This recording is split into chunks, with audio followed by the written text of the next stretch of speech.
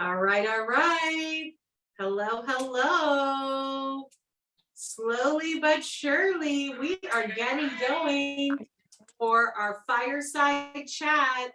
Welcome to the Berns home. Yes, it is 7/7 and 7:07 p.m., not 7 o'clock. We want to welcome you to our mid-year update on July 7th, 2022. Thank you for spending some time with us. For those of you who are Dodgers and Cubs fans, we know this is cutting into your Dodger Cubs games. I'd love to be there, but we're just going to take 45 minutes of your time tonight to sort of go through the market, try to answer some of your questions, and let you know what we're learning and what we're seeing, and be a resource for you as people have been resources for us.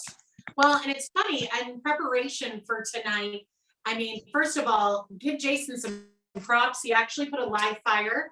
So if I start sweating throughout this or going to turn on, it's because I have a real fire behind me. But I was thinking back the last time we did this, and remember during COVID times, the height of COVID, it was really when we didn't know what was going to happen. And here we are again. Yes, we had people from Santa Barbara to San Diego and everywhere in between joining us. And so this will be live. It'll be on screen for people to look at and reference before. So thank you for joining us. So we really wanted to do this tonight because Jason and I and the team, all of us on the team, believe in education.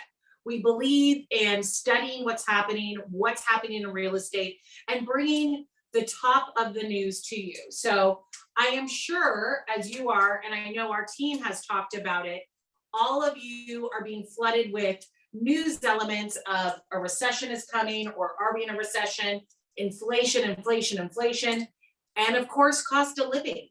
We all know how much more expensive it is to get gas, to buy that pound of bacon that people love. Everything costs a little bit more right now. So, this was one of the reasons why we wanted to talk about it.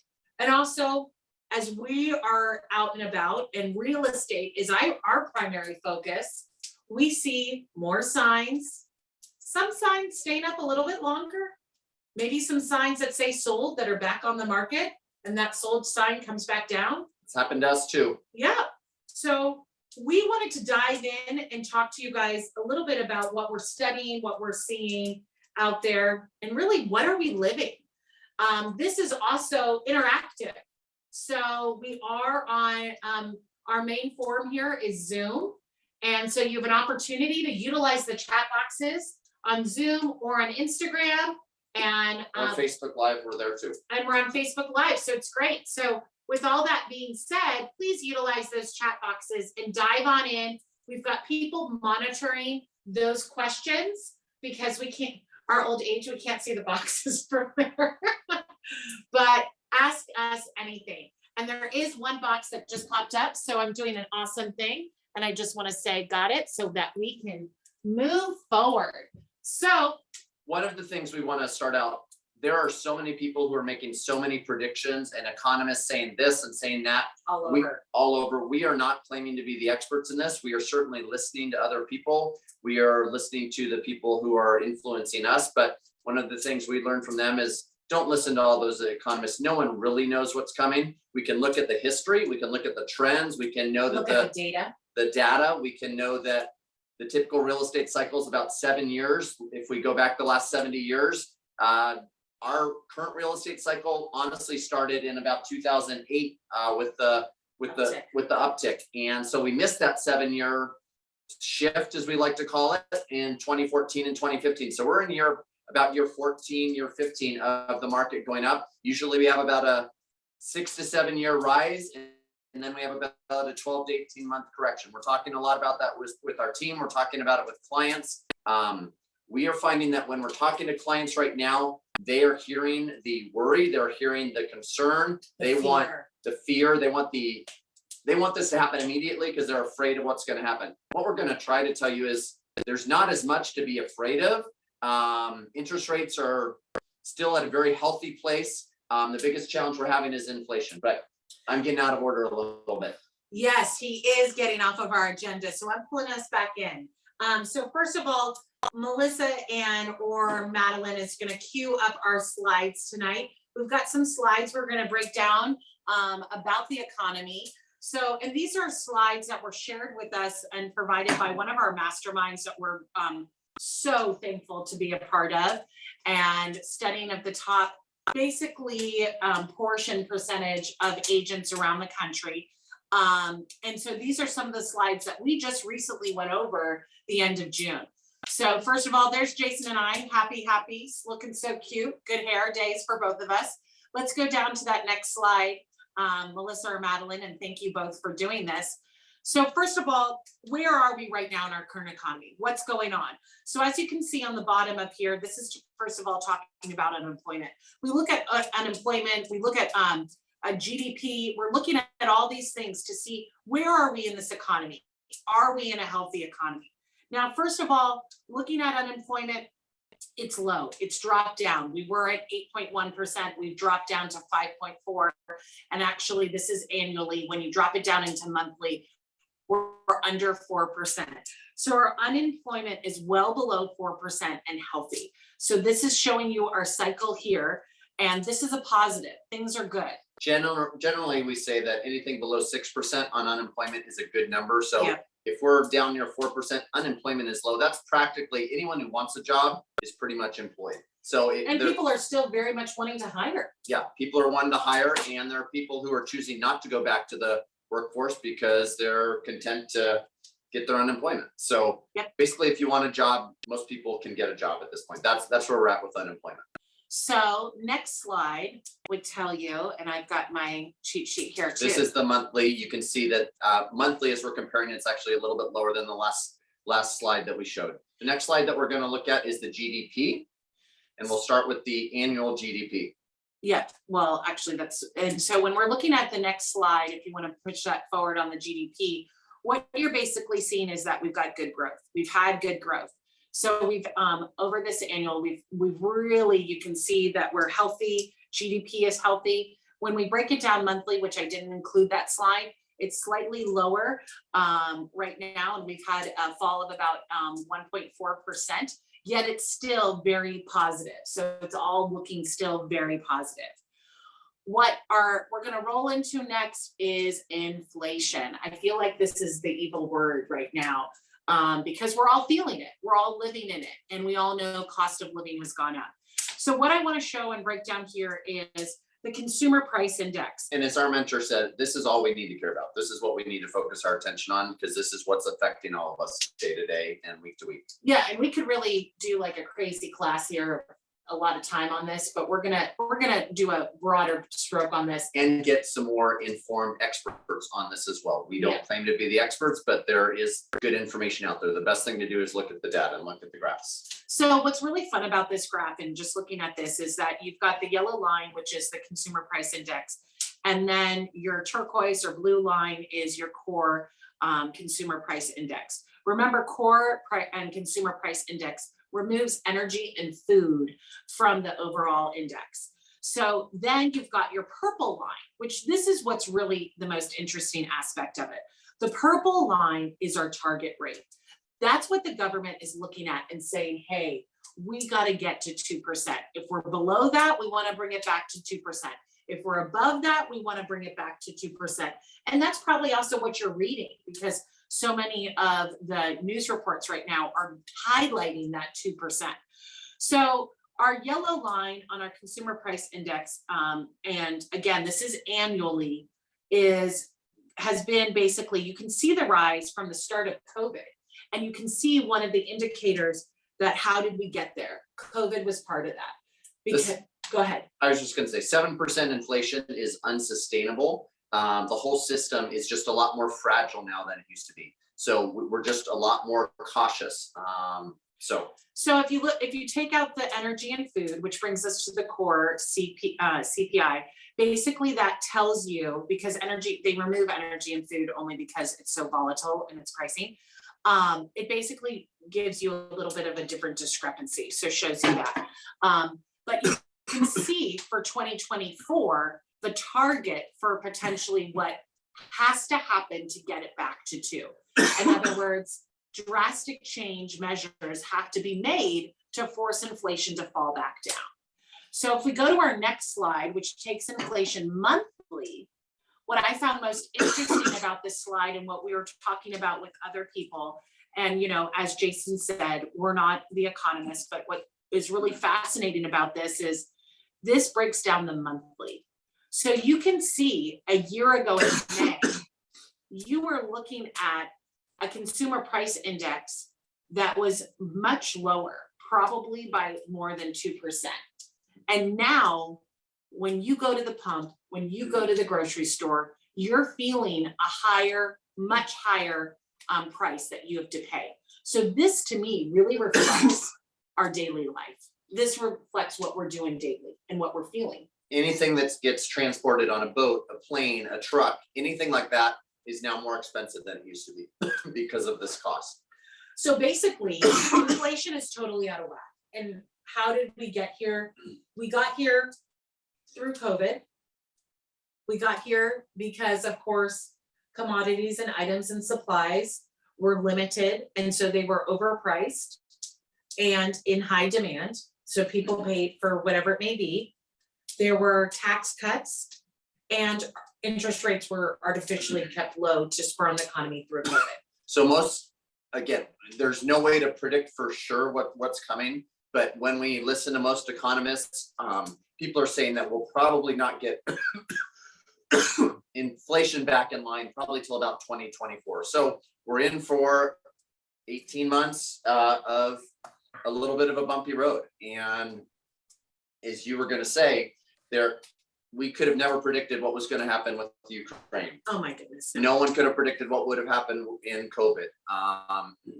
That this is or your cough. Or my cough that I drank some water and it went down the wrong pipe. Or how we were going to come out of COVID. But what we do know is the US economy, they really can't stomach or sustain the rapid inflation that's occurring in the economy. So such that the government has two tools to really regulate this. One is policy and two is cost of money. And the government is flat out saying in many different ways that they're saying the way to control this with the cost of money is by controlling the housing market, the number of homes that sell, the number of cars that sell, and business loans. So we really study the home aspect. We study and focus on the home aspect. So that's what we really know more about. The government has clearly said that they are going to slow down the real estate. And that's what they're going to do. It's going to be a lever to offset inflation. That's what they want to do. And so they're going to keep raising interest rates. So we have some economists who are saying that it could get up to 6.5%, and others saying it could get up to 8%. So yeah, 7 to 8%. Yeah. So, going back, if we look at it, remember the Fed met in June and raised the basis points. They raised it by 75%. Which is the biggest increase in 28 years that we've seen. So again, that's a major step. The government has been keeping interest rates artificially low for the last decade. We've gotten used to the 2 to 3% interest rates. We've got to realize that that's the past and that's not the present. And if we look at historically where interest rates are. Well, and that's where maybe I can have Maddie or Melissa scroll down a couple slides. We're jumping ahead, us. So if we go down, this is the annual of interest rates. So this goes into mortgage rates annually. So basically this is giving from 72 to where this stopped off in 21. It's showing you where the average has been about 5.97%. So the last 50 years, the average interest rate has been 5.97. So those of us and that's a 30-year fix. A 30-year fix. So, but most people who've been looking at real estate the last decade have just been used to 2 and 3%, which is fantastic. But we're now mid fives on interest rates. 5.25. We're still well below that 5.97. So people are saying, oh, it's so bad, I can't afford a home. This is more normal. Now, the people who were looking at interest rates in January at 3%, and now we're at 5.25%, their buying power has changed significantly. They can't afford what they could afford at that point. So it's definitely affecting our market. And we're going to talk more about what we're seeing in our local market here in Southern California and in some of the cities we're working in. But interest rates, there's no reason to get all up in arms about how high they are. they're still great. They're historically well below what the average has been the last 50 years. So let's go to the next slide. And because this actually, to me, when we were in our presentation and learning in this last session, I have to tell you, this slide to me was probably the most impactful. I loved it. And maybe it's because I understand it better when it's like on a column aspect like this. But this really is fascinating, and as you said, the Fed increase of basis points was the largest in the last 28 years. And you go back and you look at in 81, it was 16.64%. I mean, imagine that. And people were still buying homes. Oh yeah, they were just super creative about it all. And so when you look at this, to me, this is really impactful if I was a buyer. If I was a buyer, I would take this and go, okay, let me look at this. The 2% market is behind me. Interest rate market, that is. The 3% interest rate market's behind me. It's all in the rearview mirror. But yet I can still capitalize on historically average, below average rates that are today before the next increases that do occur. Because again, the Fed has flat out said nothing's off the table of 50 to 100 basis points increase, which will increase, of course, interest rates. They're going to keep raising interest rates until inflation is under control. Inflation is not under control yet. And so the question is, when will it? And Yeah. Nobody really knows. Nobody knows. And so they will be aggressive on it. And some of our mentors in the business, and again, take this with a grain of salt, are saying they're going to be more aggressive about it now because they want to stop it now. So they're going to be real aggressive and get it going and then slow down the process. Kind of like how we saw the interest rate shoot up to about 5.75, and now they dropped down a little bit to about 5.25 percent, and that's a 30-year fix. But the neat thing is that now the market is bringing out different opportunities. So there's 5-year ARMs. so lenders are getting creative. We're going to see lots more loan programs. You're seeing lenders who are jumping in and saying we can lock in your rate even before you go under contract, which was unthought of I know. Remember, previously, you because would never do that. yes, so they're doing that. We're talking about, we got something from one of our lenders who said, okay, buy with cash, and then you can get your loan within 90 days after. They'll help you do a cash offer and then refinance. So there's going to be lots of things. And reality is interest rates are going to go up probably the next 12, 18 months. And then over the next 3 to 5 years, 5 to 7 years, interest rates are probably going to come down. So if you can afford. Well, in this graph, Jason, if I can interrupt, historically shows you that interest rates went up. Then you start to see 82, look at 83. You could refinance right out of that and start dropping it down. So a lot of people that we're talking to that are looking at a lot of our listings and coming through them say, I want to buy now and I'm going to get something in, and then I might do a 5 or 7 year ARM and I'm going to refinance out of it. Or and they say, I don't even care about the rate because I know I'm going to refinance out of it. And some are even doing 5 and 7 year fix because they know that they're going to be refinanced out of it. So again, don't be so locked into what your rate is right now. You want to make sure you can afford it. You can want to make sure you're qualified for it. But reality is, if you can get in now, get a good home, get the home in the location you want. It's still location, location, location. We've always heard that about real estate. That's still very much the case. It's even more the case now. Because what happened? What have we seen? I'm jumping ahead. I'll let you continue. Yeah, thanks. Thanks for bringing it back down. I think just to sum this up, and we're going to talk about this more, but as we go into, the summary of what, is really happening for buyers is, if now we go back 2 slides, guys, sorry about that. I should have put it in a different order. So thanks so much there you go. So we wanted to include this slide that they shared with us because really this shows the time of the recession. So recessions historically have been approximately 12 to 18 months.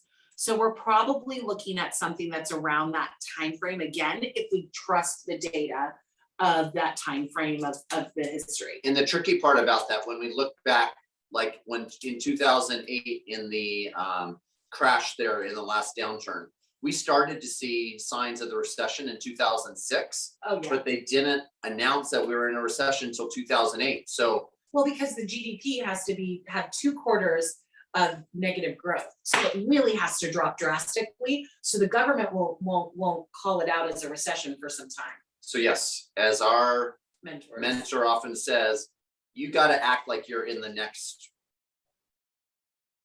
season, the next chapter. Again, we can't be acting like we're still in we're already in the shift. You've got to be acting one step ahead of where we're at now.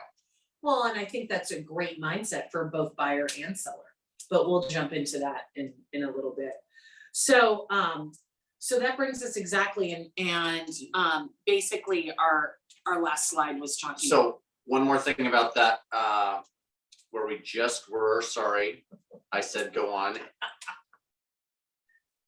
Thank you, right there. So if you look in the pandemic, how long was that recession? 2 months, March of 2020. Laura and I, over the last 2+ years, we've been talking to clients about when was real estate affected in our local market. We can tell you right when COVID was announced, we had about 2 to 3 weeks of people having fear, not sure what's going to happen. And after about 2 to 3 weeks, condos and townhouses hit the most on that. Condos and townhomes definitely got hit the most, but there was fear and people like, okay, what are we going to do? And then once we got to mid-April, it was sort of like, all right, this is the new norm. We still got to buy home. We're in our peak buying season, and the market took off. The next sort of effect we felt in real estate in our local market was right around the election. We found around 3 or 4 weeks around the election, because again, there was so much fear, people not sure what was going on, what was the new policies that were going to be implemented, how is that going to affect us in the real estate market. So, and then the other thing, last July, because over the last 2 years in real estate, in COVID, what have people been doing? They've been on their phone. They've just been scrolling. They've been in a smaller home, dreaming of outdoor space. They've been, especially in our local market. We were at first, remember, we were shut down. Like we could even, I don't even remember, could we go on walks? It hardly could happen. So if you were in a condo or an apartment, you wanted outdoor space. People were looking at all those websites, the Zillows, the Redfins. They were saving all their money, and they couldn't travel. But then last July during the summer, we saw, once things opened up in California, June 16th? It's either June 16th or July 16th. It seemed like everyone on our social media feeds was in Hawaii or in the Caribbean or traveling, and we saw a little bit of a downturn in the real estate market, because once again, people are now focusing on Expedia or Priceline rather than all the real estate sites. So it's very interesting. Again, we've had a solid real estate market where we've had really unsustainable increase in pricing and limited inventory, but we've had these 2 or 3 different cycles during that pandemic, 2 or 3 different time periods of about 2 to 3 weeks where we were affected.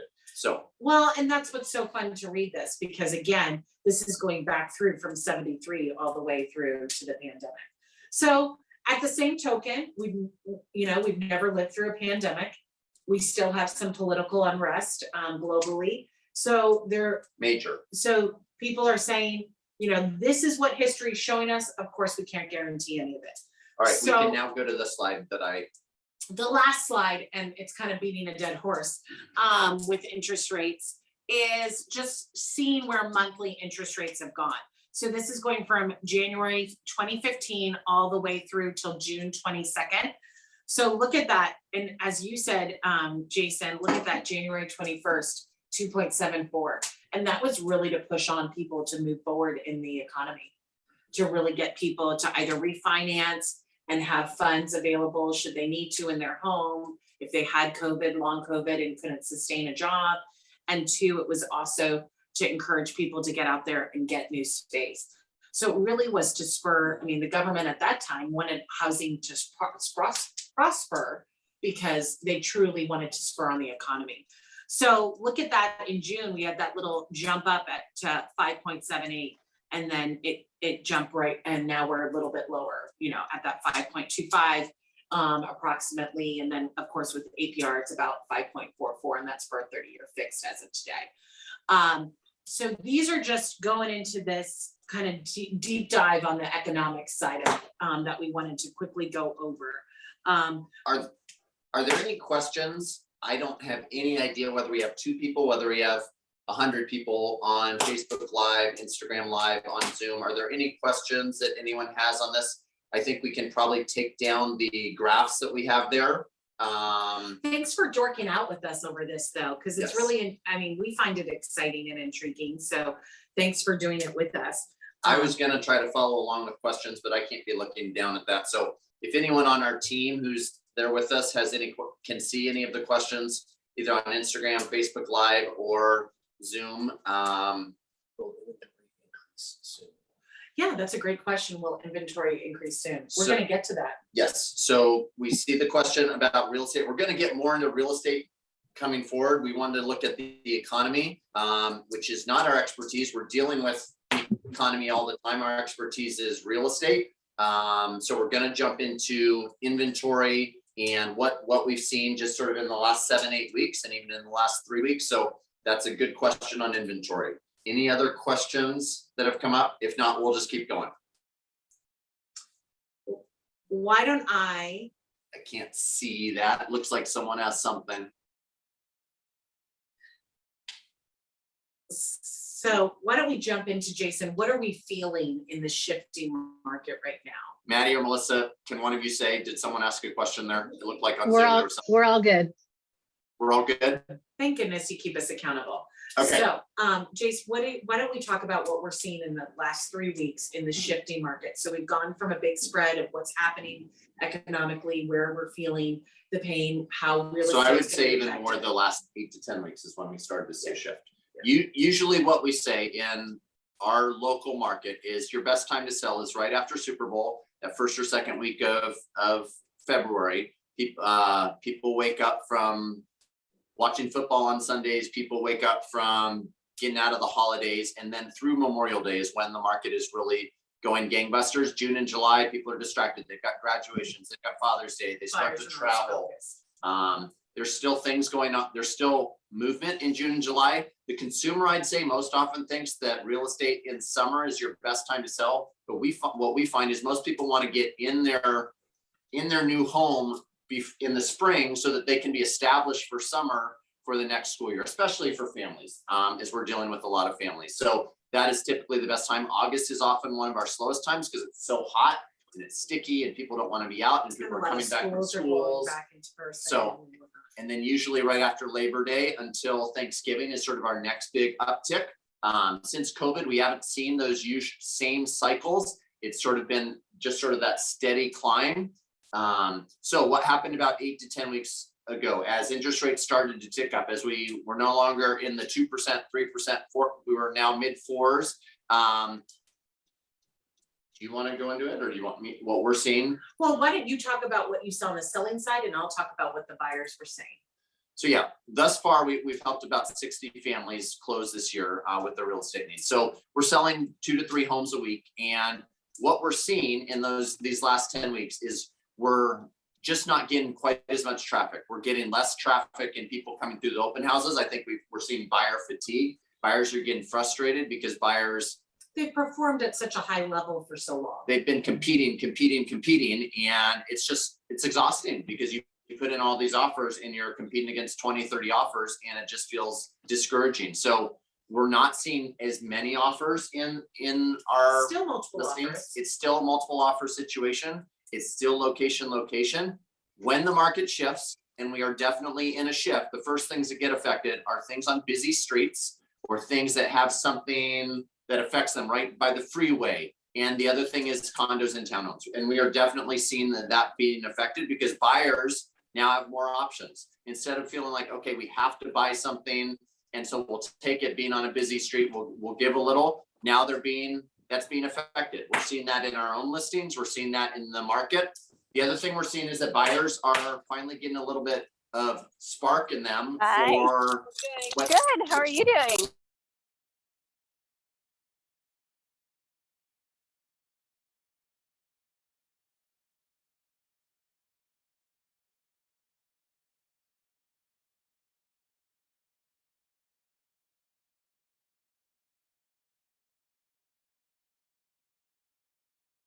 Unmute. Hi. Are we on? Somehow we got muted. We Say got it again. muted. Someone didn't want to hear me. So we're back. Thank you for that signal that we are muted. How long were we muted for? Just for a About second. 5 seconds. Okay, so buyers are getting a little more bite in it, a little more spark in their request for repair when they're finding things in their inspection. We're seeing buyers, even though California is an as-is state, buyers are coming back with significant requests for things to be fixed, or they're just backing out. Even if we go and meet them with their need, they're saying, I'm tired, I'm backing out, and I'm not gonna move forward. So it's probably healthy.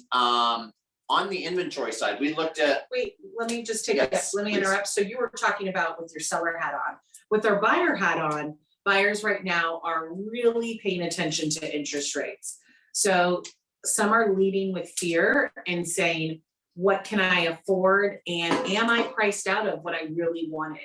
So those buyers that have sat, watched the inventory, watched the market for the last 6 months are really regretting not taking more active approach, in a few months ago. Although it's still competitive, what they're saying is, and what we started to see is buyers saying, I think I'm priced out of this home. I have a cap, or now with the new or current interest rates, this is my cap. It used to be higher, now it's this. The other thing is as Jason said, buyers are, there's a little more fear. They're also don't want to buy something and then have the market totally bottom out. So we talk about longevity in a home. How long do you want to be in your home? Worst case scenario. Typically, people were staying in their home about 7 years. Now that typical time frame is about 9 to 10 years. The other thing I'd say, because I see a couple of lenders are on here with us, get a good lender to work with. Get someone that you trust. Get someone that's referred. Don't just go online and apply and think that they're going to take that concierge service in this process. Having a relationship, having someone who's invested in your success and getting it to closing makes a world of difference. There are many good lenders, but there are other lenders who are just doing it as a number, and it makes a difference who you work with. Yeah, Sorry. no. Well, no, that's a good point. That's really truly a good point. But I also think in this time right now in this market is you're still working with lower than average interest rates in the overall market. So some buyers have stepped out of the market. So I actually love it for our buyers because there's less competition. There may be multiple offers on a home, but a home that may 3 months ago would have had 15 to 20 offers may only have 5. So you really have an opportunity to let your buyer showcase into the home and have better odds in obtaining the home, probably for a lesser price. The other thing is, as you said, buyers are winning more. So they're winning also in not having to give as much time back, maybe having more contingencies in place, maybe being able to have an appraisal contingency, although we really haven't had an appraisal issue in a while. And also, we have an opportunity to fight for some repairs. So it's actually been a really positive time. If the buyer can say, okay, now's my time for homeownership. I want to get into the market. I don't want to be a renter. I'm not going to price myself out of Southern California homeownership. Then now's a great time to buy. Okay. Absolutely. I'm on my soapbox. I'll get off of it. Okay, so let's dive in. You talked. So inventory, let's talk inventory. Yeah, because we talked about what's affected first in a So, recession. Just to go to the basic of what does inventory look like? You've got buyers, you've got sellers, and A seller's market and a buyer's market. Yes, we've definitely been in a seller's market. What is a balanced market? Generally speaking, a balanced market is when we have 6 months of inventory.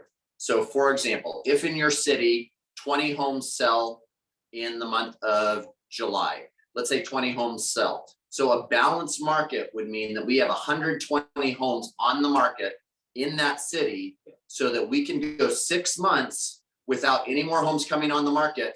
And that would be a balance between sellers and buyers. So we have been so far under that in Southern California and throughout much of the country. We've been less than a month of inventory. You took the words out of my mouth. So we are still, as I just went through the numbers in Altadena, San Marino, La Cañada, Santa Monica, Redondo Beach, Pasadena, South Pasadena, La Crescenta, all of those markets are still at under 2 months of inventory right now. So Inventory is still very tight. As long as inventory is tight, we're going to still have a market which is going to favor the seller.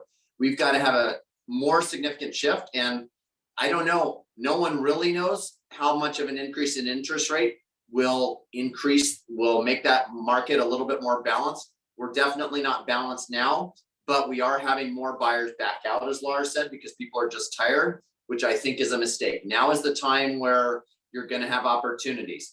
It doesn't mean you need to rush over the next 12 to 18 months. There's going to be opportunities, but how often have we talked to people who said, you know, I'm just going to wait for the market to go down. I'm just going to wait for this. The bottom to fall out. And The 2 crash years, to happen. 2 years later, they've gone from being able to buy a 3-bedroom, 2-bath home to now they're barely able to buy a 2-bedroom, 1-bath condo because the market has continued to climb. It's still a good time to buy. True real estate is how people create generational wealth. It's, again, the biggest regret people have when we're talking to sellers is, I wish I hadn't sold that home 20 years ago. We thought the market was Investors, you mean? investors Right. or sellers or people who've moved up and said, I could have kept that home. Yeah. And Moved out of California or the something. market was so good, I didn't think it could go any higher. And yet 20 years later, the market's doubled, tripled, quadrupled in price. Now, some people have to sell to buy, but if you can keep your home and keep it as an investment and create some passive income through that, you can refinance when rates are low. That is a great way to create opportunity and help you create your dreams and goals. Well, we call that mailbox money. We do call that mailbox When the money. checks come in, that's great. The That's easiest fantastic. way to invest in real estate is buy a place. And then when you go to move, just keep it as a rental and buy something else. You obviously have to build up the income and savings to be able to afford that new down payment. But creating that mailbox money, that passive income. So let's go back to the numbers. Inventory, we looked at all these different areas. We looked at all these. Refinancing, pulling out equity. Oh, thank you, Mike.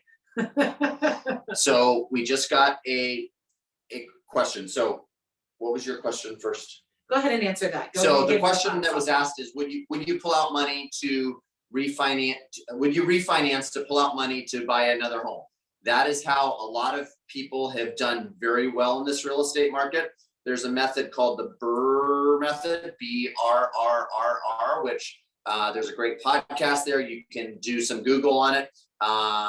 But yes, the successful investor is going to buy a property, fix it up, get it rented out, pull out some money, and then use that money for a down payment. Again, those who have created major wealth, and again, wealth isn't what drives us, but we do want to help people create wealth. People who've created massive wealth are leveraging money, leveraging other people's money, using other people's money to create that. Now, where some people get in trouble is putting 0% down and having no equity in their home and pulling everything out. That we would not advocate for that. You want to have a position of equity. Just about everyone who's bought the last 14 years has significant equity, but it is been proven time and time again, pulling money out and using that money to leverage that to buy another property is a great way to create wealth, a great way to create income, a great way to help you accomplish your goals, help your family and friends accomplish their goals. And again, yes, you want to be cautious, and there's going to be some people who disagree with that. That's okay. But we also have had a couple of our clients in the last 2 months have actually pulled funds out of their retirement savings and then talked to their tax accountant on how to then put those funds in a timely fashion so they're not taxed upon it and what happens. And that actually has worked well so that we're writing contingent offers, that we're still, because it is still a competitive scenario. So I was talking to a client, one of our clients in the last week, and they were going through their net worth, and they looked at from January to July 1st. They own 4 homes, I think. And so they've invested in real estate. As they looked at their stock portfolio, mutual fund portfolio, since the first of the year, they had lost $450,000 off of their stock portfolio. Yeah. Literally, what their value of their stock portfolio, and wouldn't we all wish to have be able to have a portfolio where we lose $450,000 and we still have something in it. But again, This is someone who's invested, who has some wisdom. They've lost 450,000. They're not freaking out. They're keeping their position there, but they also looked at their real estate and their housing portfolio. In those 4 homes, they had increased their equity by over 600,000. So while their stock had gone down 450,000, their real estate had gone up 600,000. So Isn't that fascinating? they were up $250,000 in their net worth, and they lost $450,000 just in stock, in their stock portfolio. So again, we are fortunate to be in real estate. I'm not a stock expert. You can get a financial advisor, and a good financial advisor will hopefully help you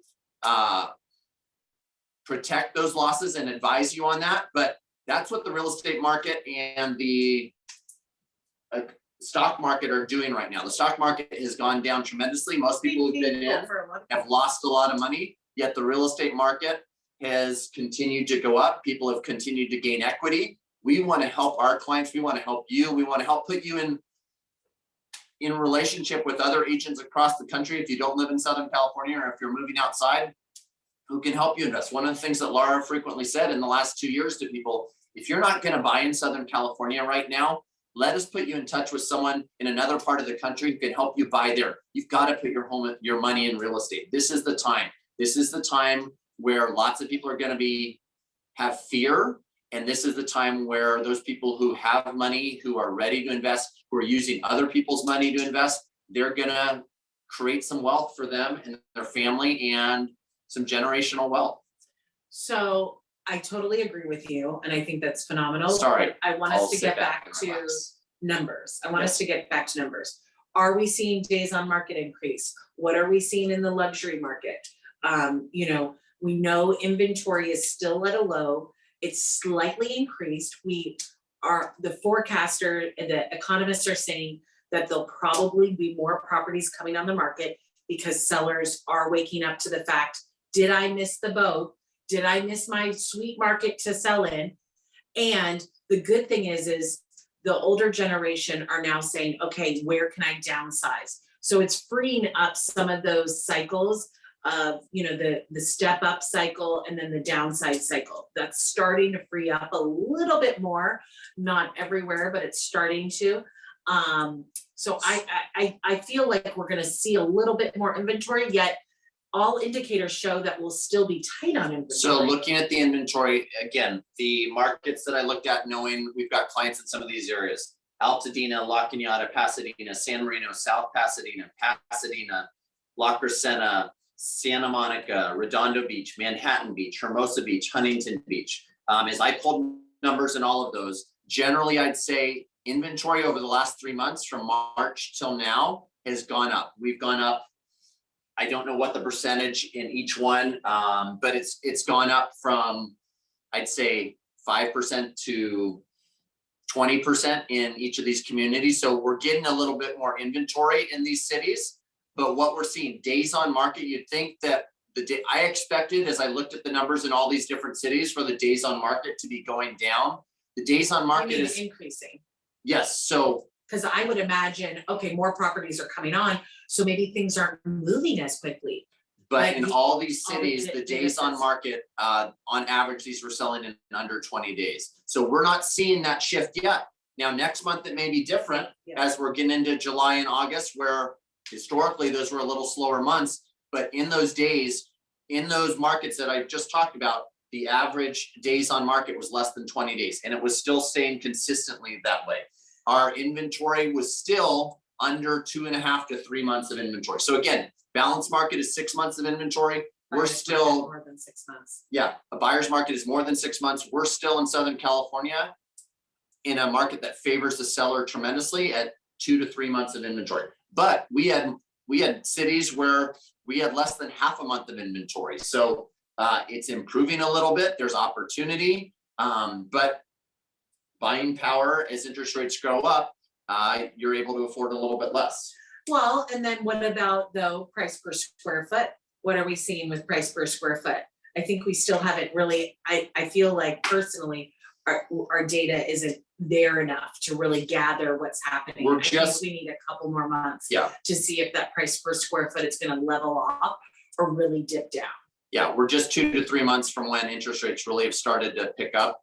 And some of those cities we saw price per square foot go down, but honestly, that happens seasonality. And some months you're gonna have smaller homes. When it's a smaller home, you're gonna have a higher price per square foot. Bigger homes are gonna have a little lower price per square foot. Again, and one of the things I also looked at all luxury homes across Southern California in the 2.5 million plus, sort of what we call the luxury market. When people are selling and buying in the 2.5 million, we're still under 3 months of inventory there. Things are still selling in less than 30 days.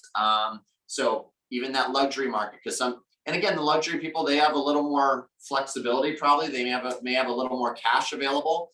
There's a lot of cash still on the sidelines. And what we're seeing is, whereas some people who had cash before were financing their properties because the interest rates were so low. Well, I mean, 2%, 2.75. They were like, yeah, why would you put it all cash? So no, I agree with you on that. I think also what's still interesting though is your list price to sale price on average is still over 100%. Yeah, so in these markets that we talked about, the highest was about 109%, but most of them were somewhere around the 104 to 106%. And that has continued. There's been some that dropped from like 109 to 108%, some that dropped from 105 to 104%, but the markets that we're talking about are still 100+%, which means, again, if your home selling is listed at $1 million, you're getting on average 4 to 5% above list price. That's sort of what the market is across the board. And some are still at 108, 109%. So basically, in summary of this, it still shows that it's a very positive time for sellers. The buyers are getting a little bit more opportunity and number of homes on the market, a little more choices. Not necessarily is a home selling at 115 to 127%, something that it used to do very easily. It's a little bit tamer, yet it will most likely sell over depending on its location. Obviously our team, Colin, Lily, you and I, whenever we're showing something, we always then take a deep dive into what we think the value would be prior to a client writing and get that data. So we go hyper local on that particular property that a client is interested in with the buy side. And interest rates are still an opportunity to jump on. The data still shows that you're going to get your best value on the homes that have been on the market more than 3 weeks. Once something has been on the market more than 3 weeks, then it's not going to be as competitive. If you want to negotiate, yeah. Those properties that have been on less than a week. I like to call those tier 2 homes, not the like pizzazz homes off tier 1. So, because once your home's been on the market more than 3 or 4 weeks, then people think, okay, what's wrong with it or something like that. So again, as I look at the numbers in these various cities, La Cañada has 23 homes on the market. They used to have 12 to 15 for much of the year. Studio City has 70 homes on the market. That was one of the cities that actually really does have their inventory has grown. Toluca Lake has only 13. Redondo Beach has 35. Santa Monica has 45. South Pasadena has 27. San Marino has 31 homes on the market. La Crescenta, 24 homes. Altadena has 33. Pasadena is a pretty big city. It has 114 homes. But that's low for Pasadena. Yep. That's pretty low.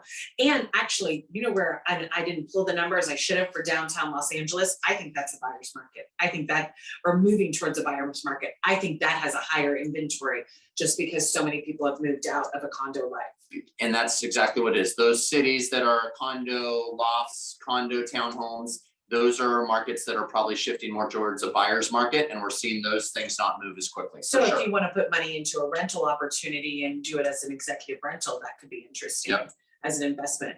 Well, and that leads us to another question of rentals, because some of our clients say, okay, I'm priced out of this market, and I'm going to find a rental. And rental values have increased drastically, as well as inventory is incredibly low. As more people are not able to buy, as people are choosing not to buy, they can't afford to buy because interest rates go up, that just means rents are going to go up. So you're going to be paying more for rent. So if you're in a rent that you've been in long-term, it's probably a good thing. Don't say too much. Don't ask for too much, because those landlords, they're going to be able to raise the rents. Again, California, tenants have a lot more rights than a lot of states.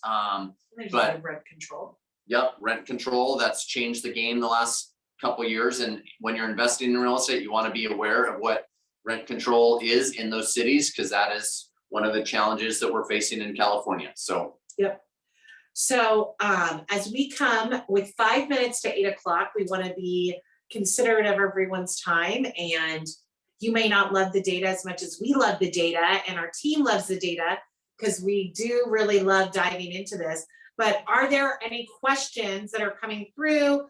Anything that you want to ask? Feel free to put that in the chat now, or unmute yourself, and we'd love to talk to a live voice. or follow up with us later. My cell phone is 626-826-4544. She's more fun. You may want to text her 626-676-1884. We're available. Our team is available. We want to add value. We can help you not just in Southern California, but we've got amazing agents Worldwide. across the country and across the world who we can refer you to, who are going to give you that white glove concierge experience too. We're learning a lot from, because Southern California, we get a little spoiled with our price point.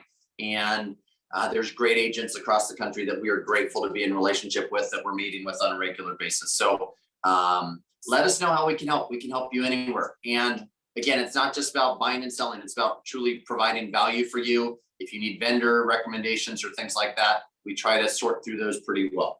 Yep, and I would really say is, and anybody on the team, I know our team has jumped on this as well. If anyone has anything that they want to contribute, feel free to unmute yourself as well.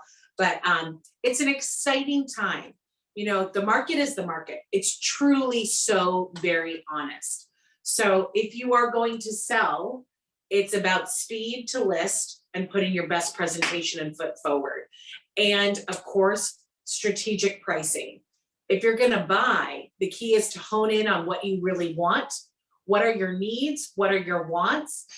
And how do you want to actualize that motivation with the current interest rates, and really put yourself in a position where you can jump before the next increase?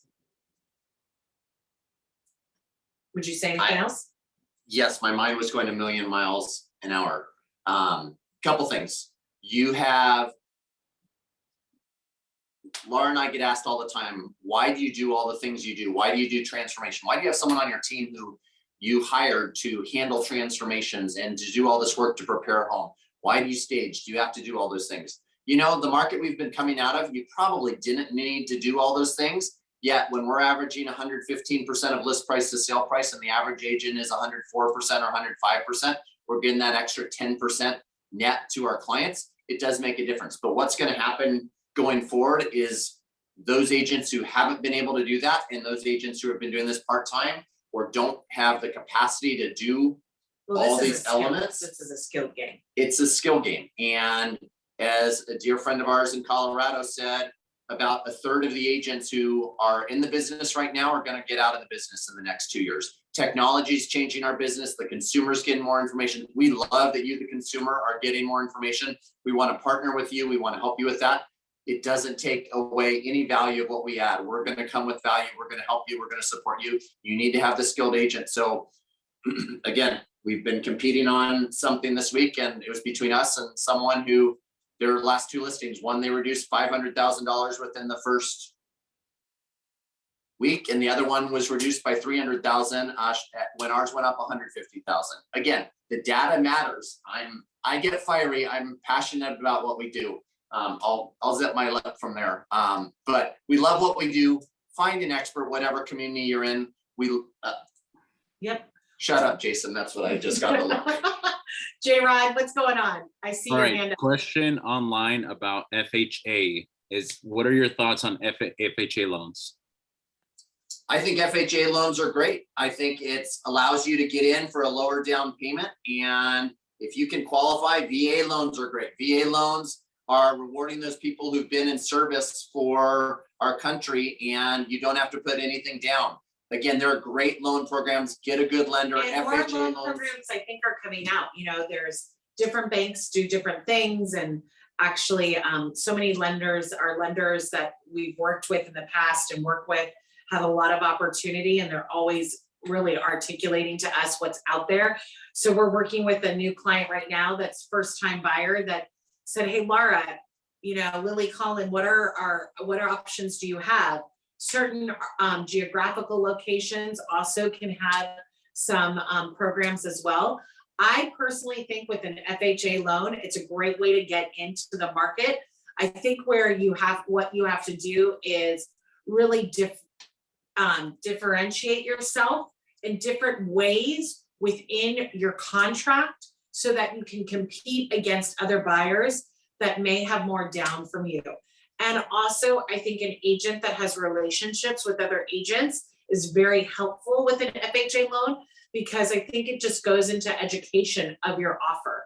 So, talking about why working with you would be so good, and having a great lender who can push a lot through. And there are lenders who are now doing bridge loans. We have a couple lenders now who are doing bridge loans. True. There's a lot of option there. Again, there are some programs across the country that haven't quite come to California yet. We're waiting for you, Tim Heil, to come to California with your bridge loans. But there are fine lenders who can do bridge loans so that you can be writing cash deals. And there are ways to do that we can get creative, and good agents can help you. Well, and I still think our buyers, and correct me, Colin and Lily, if I'm wrong, Jason, but really right now our buyers are still writing 6 to 8 offers before they're getting accepted. Maybe we're going to start to see that go down a little bit, but that's really been the average. And I think as an FHA purchaser, you might have to be writing, submitting a few more times, but definitely getting in the market is huge. What other questions that anyone has out there? It's after 8. We want to cut this off, not keep you too late. We did start at 7:07. So 7777, because I'm all about it. So we can go to 8:08. Any other questions? Or did we answer everything? Like we did, but we didn't. Well, and the neat thing is as Jason said, there's a ton of podcasts that you can listen to. That our team is really big on podcasts. We're really big on joining different webinars. We're studying with different economists from the country and listening to them basically on a monthly basis. And then, starting to look at these trends over the next 6 to 12 months on a monthly basis. So if that's something that's interesting to you, email, text, reach out to any of us, and we're happy to go over a particular neighborhood or area with you, because everything is so different. Even within cities, there's pockets. This part of Pasadena is different than this part of Pasadena. This part of Santa Monica is north of Montana and south of Montana. Again, you've got these different pockets that you've got to be aware of. Yeah. So, it's really fun to do this again. The team encouraged us to do this and get out there and talk about this again. And so it's really fun that they care, we care, and that you all wanted to join tonight. So, and we did a fire, even though it's 75 degrees out, 80 degrees out. I think our air conditioning is like below 70 right now to keep us cool. And we have a fan nearby, but we didn't want to be like an 80s MTV music video. What? Oh, no thanks. So anyway, well, we have another question. I think we could squeeze in one more if that's okay. For sure. Okay, this is from Edward Rod on Instagram. He said, "What are good books to learn about real estate for beginners?" I love that. So I'm going to jump in, and I think there's a couple of different books. So if you're looking at a primary residence, there's a book called Your First Home, and we have a copy in our office. We could mail it to you and get that going. So just feel free to DM us your address, and we can make sure you have that. That's one. Two, depending on what you're looking at doing, there's Hold, there's the Real Estate Investor. Those are things that we Millionaire love. Real Estate Investor. They're, again, Rich Dad, Poor Dad, Robert Kiyosaki. Oh, that's a good one. It was a pretty foundational book several decades ago. That still holds true. And then Jason and I are reading all different ones right now. So we're honestly reading more about the influence of technology into the life of real estate. But for your first time purchase, I would say your first, those are about 4 different books that I would highly recommend. If you need to learn about savings for your first home, that's a different idea. And there's a bunch of different other recommendations I would say for that. what is the one with about the eye and the needle? And that one, I love that book and I can't remember the name off of it. And it's like 1970s. Anyway, as soon as we finish this Instagram live, I know I'll remember it. So, but we do have a ton of books in our office, and we definitely have a ton of millionaire real estate agent as well as hold. So we're happy to get those on out. Millionaire real estate investor. Yes, millionaire real estate investor. Thanks, Chase. Any other questions, concerns? We just appreciate everyone's time. Thanks for caring about your wealth, caring about the opportunities of how to grow your own goals.